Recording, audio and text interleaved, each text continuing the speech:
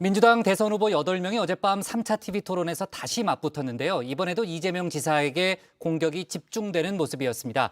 이 지사는 본인을 동네북에 빗댔는데 관련 내용을 주민에서 짚어보겠습니다. 네, 이번에도 넌센스 문제입니다. 센스 싫어. 과일 중에서 가장 뜨거운 과일은 뭘까요? 어디 있어? 박민선 씨. 어디 상의해도 돼. 민경원 지목. 민경원 지목.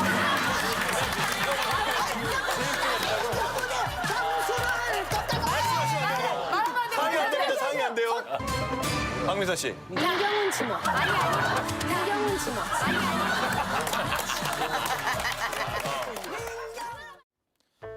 동네북, 여러 사람이 두루 건드리거나 만만하게 보는 사람을 비유적으로 이르는 말이죠. 동네북 인생 더 채우고 노력하겠습니다. 어제 민주당 대선 후보 중 한 명이 페이스북에 올린 글의 제목입니다. 어렸을 때부터 지금까지 계속 동네북으로 살아왔고 지금도 여전히 동네북 신세다 이런 내용인데요. 신세 한탄인 듯하지만요. 그래도 숙명인 이상 동네북 역할을 기쁘게 감당하려고 합니다. 라는 다짐으로 끝을 맺습니다. 그렇습니다. 주민이 선정한 오늘의 인물, 스스로를 동네북이라고 칭한 사람입니다. 바로 이재명 경기도지사입니다. 이재명 지사에게 줌인해보겠습니다. 제 페이스북 글 보시고 제가 말을 바꿨다 이렇게 말씀하셔서 혹시 진짜 내가 글을 썼나 이렇게 제가 출력을 해봤거든요. 가능하면 상대를 공격하시려면 팩트에 의해서 해야지 상대의 주장을 왜곡한 다음에 그 왜곡한 것에 대해서 공격하는 것은 좀 자중해 주시면 좋겠다 이런 생각이 듭니다. 어제 열린 민주당 대선 후보 3차 토론회에서도 이 지사는 동네북이었습니다. 다른 후보들 상당수가 1위 후보인 이재명 때리기에 나선 건데요. 크게 3가지 주제로 이 지사를 공격했습니다. 여러 후보들이 공통적으로 문제 삼은 건 기본소득이었는데요. 지난 두 번의 토론회와 마찬가지로 이 지사를 가장 강하게 압박한 건 박용진 의원이었습니다. 박 의원은 2차 토론회에서 이 지사가 말을 바꾼다고 공격을 했었죠. 기본소득을 임기 내에 하겠다고 공약한 적이 없다라는 이 지사의 발언을 겨냥했습니다. 지난 2월에 이 지사가 페이스북에 쓴 글인데요. 연간 50조에서 60조에 이르는 조세 감면분을 절반가량 축소하면 1인당 25만 원씩 지급이 가능하다. 이런 내용으로 거론하면서 그때는 가능하다더니만 왜 대통령이 되면 당장은 못하냐 이렇게 따져 물은 겁니다. 26조 들어가는 연 1인당 50만 원의 기본소득. 지금 당장도 할 수 있다고 그러셨어요? 그렇죠. 가능합니다. 네. 바로 그 해 바로 가능하시다는 거죠. 대통령이 되시면. 그게 가능하겠어요. 전에 편성된 예산이 있는데. 2월 7일 페이스북에 이재명 지사가 직접 올리셨잖아요. 그렇게 길게. 그거 보고 많은 국민들이 희망을 가진 거예요. 이재명 지사가 대통령이 되면 야 이거 대한민국이 20월 4만 원씩이라도 좋으니까 오겠구나. 지금 당장 하실 수 있다. 그렇게 올리신 거 맞죠? 페이스북에. 지금 당장 대통령도 아닌데 어떻게 하겠어요? 아니 그렇게 써서 올리셨잖아요. 제가 그걸 묻는 거예요. 왜 자꾸 말을 바꿉니까?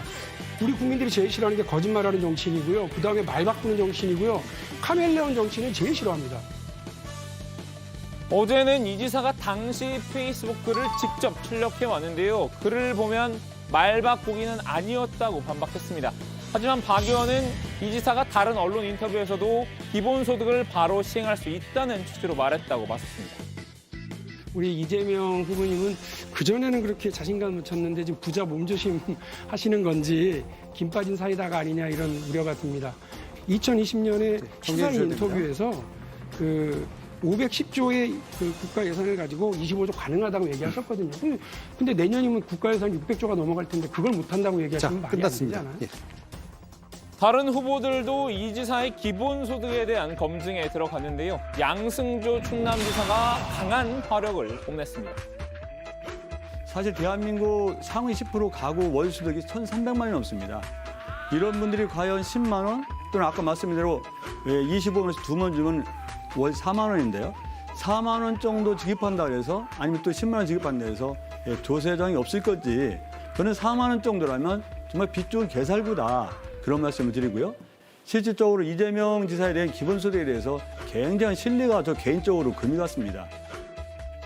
양 지사는 이 지사가 기본소득으로 지지율 1위가 된 거나 마찬가지라고도 쏘아붙였는데요. 이낙연 전 대표도 팔을 걷어붙였습니다. 이 지사가 기본소득은 공약사항이 아니라 핵심 정책이라고 답한 부분을 문제 삼았습니다. 이재명 후보님은 기본소득이 정책인데 공약은 아니다 이렇게 말씀을 하시는데요.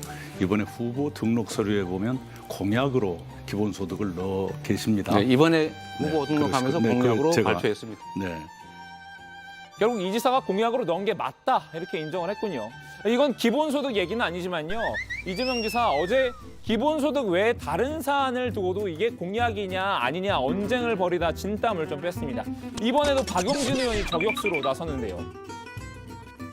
이재명 후보님은 대학 미진학자 세계 여행비 1,000만 원 공약하셨죠? 그거 공약 아니고요. 한국경제가 뭐가 그걸 쓴 공약이세요, 건데 지금? 미취학 기본적으로- 그 예, 뭐 고등학생 알겠고요. 졸업생들에도 그래서 이런 거 어쨌든- 고려할 수 있지 않냐는 제안한 예, 거를 그거를 할 거면 공약이라고 왜곡한 겁니다. 그간 이 지사의 지원군 역할을 하며 추명 연대란 관측을 낳았던 분이죠. 추미애 전 장관도 어제는 태세 전환에 나섰는데요. 이 지사에게 아예 등을 돌린 걸까요? 이재명 지사님 태도처럼 여태까지 기본소득으로 국민에게 희망을 듬뿍 들여놓고 또 자신 있다라고 하셨어요. 그런데 갑자기 이게 그 대표 공약이 아닌 것처럼 성장 우선이다 하면은 사실 지금까지 성장 안 한 게 아니에요. 이재명 지사께서 후보께서 하셔도 월 5만 원 불가요. 아까 인정을 하셨어요. 그죠? 그러면 이것은 본질적으로는 사회 배당에 해당되는 겁니다. 이재명 지사 지난 토론회에서 여배우 스캔들과 관련한 질문에 돌발 행동을 했었죠. 이렇게 바지 한 번 더 내릴까요? 라고 대응을 한 건데요. 추 전 장관은 해당 발언에 대해서도 사과하려고 했습니다. 질문이라기보다 어제 조금 저는 되게 민망했어요. 갑자기 바지를 내리겠다라는 그 표현이 좀 놀랍기도 하고요. 좀 엉뚱하기도 하고요. 부적절했다라고 생각합니다. 좀 사과를 하시면 어떨까요? 오늘 하루 종일 시끌벅적했습니다. 막 하도 답답해서 한두 번도 아니고 근거도 없는 일을 우리 그 해서 토론의 품격을 떨어뜨리니까 네, 네, 네. 네, 그 정도 그래서- 하시고요. 그다음에 네. 이제 정책 질문 유감스럽게 하겠습니다. 생각합니다. 네. 네. 이 지사를 공격하기 위한 마지막 소재는 윤석열 전 검찰총장이었습니다. 윤 전 총장을 매개로 이 지사의 태도를 지적한 건데요. 윤석열 총장이 대통령 되실 준비를 갖추지 않은 채로 지금 링에 올라왔다 저는 그렇게 판단합니다. 윤석열 총장은 문재인 정부가 약탈 정권이라 그랬는데 사실은 장모님이 요양병원 지원금을 약탈한 것으로 지금 밝혀지고 있죠. 이재명 후보께서 이상하게 윤석열 전 총장께는 좀 관대해 보이는데 이런 것에 대해서 어떻게 생각하시는지요? 이 지사가 유난히 윤 전 총장에게는 관대하다고 의문을 제기한 겁니다. 이 지사는 자신도 이미 윤석열 네거티브 대열에 합류했다라고 해명을 했죠. 제가 한때는 대통령이 되면 검찰총장 누구 시키겠나 해서 제가 윤석열 총장을 지목한 때도 있었습니다. 그때 당시에는 이제 문재인 당시 후보께서도 똑같은 말씀하셨죠. 제가 눈이 좀 부족했던 것 같습니다. 제가 이제 윤석열 총장에 대해서 공부 열심히 하십시오. 자꾸 말씀을 드리는데요. 그게 사실은 좀 제가 생각해도 좀 심한 네거티브일 수 있습니다. 이 국정을 어떻게 공부해서 몇 달 사이에 감당할 수 있겠어요? 1등의 비애일까요? 이렇게 같은 당 후보들의 동네북이 된 이 지사, 사실 야권에서도 동네북입니다. 야당 역시 이 지사를 향해서 십자포화를 날리고 있는 건데요. 이 내용은 들어가서 좀 더 얘기 나눠보겠습니다. 자, 오늘 주민 한마디 정리합니다. 7대1 이재명 때리기 계속, 동네북 역할 기쁘게 감당.